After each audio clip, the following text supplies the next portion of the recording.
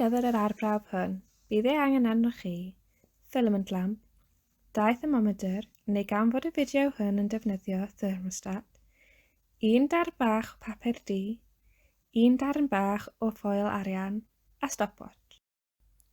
Rhowch y papur du a'r ffoil arian yr un pellter o'r lamp filament.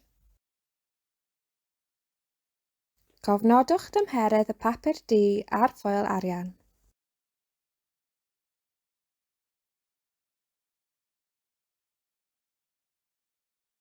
Cynnwch y lamp a'i gadael am 10 munud.